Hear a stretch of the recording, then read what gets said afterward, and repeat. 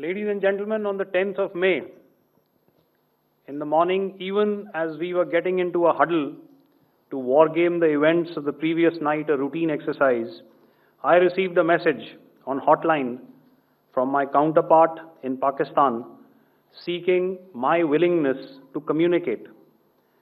Since our initial aim was to strike at terror camps, and all our actions in the subsequent days were in response to the intrusions and violations by the Pakistan Air Force and its army, it was decided that I would indeed speak with my counterpart. You are already aware, I've seen it being covered on national television, that my communication with the Pak DGMO was conducted at 15:35 hours yesterday and resulted in cessation of cross-border firing and air intrusions by either side with effect from 1700 hours, 10th of May, after he proposed that we cease hostilities.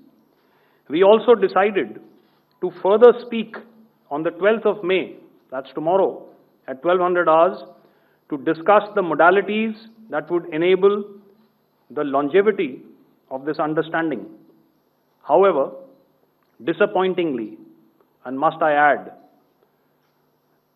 expectedly, it took only a couple of hours for the Pakistan Army to violate these arrangements by cross-border and across the line of control firing, followed by drone intrusions across the expanse of the Western Front through last night and in the early hours of the morning today.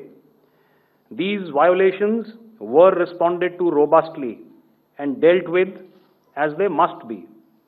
We have earlier today sent another hotline message to my counterpart highlighting these violations of the understanding between the DGMOs on the 10th of May and our firm and clear intent to respond to these fiercely and punitively, if repeated tonight, subsequently, or later.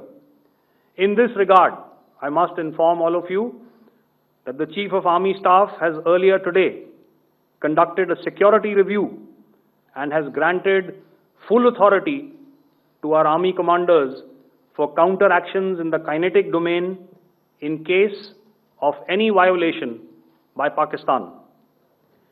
In the end, I pay my solemn homage to my 5 fallen colleagues and brothers from the armed forces and civilians who have tragically lost their lives in Operation Sindoor. Our hearts go out to the bereaved families,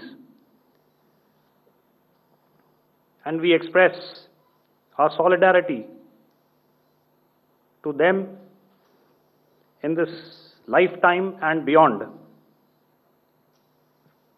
at this grave juncture in their lives.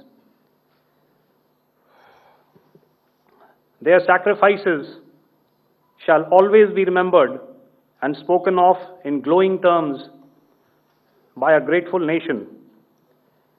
We have thus far, ladies and gentlemen, exercised, and my colleague Pramod highlighted this, immense restraint, and our actions have been focused, measured, and non-escalatory. However, any threat to the sovereignty, territorial integrity, and safety of our citizens will be met with decisive force. Jai Hind.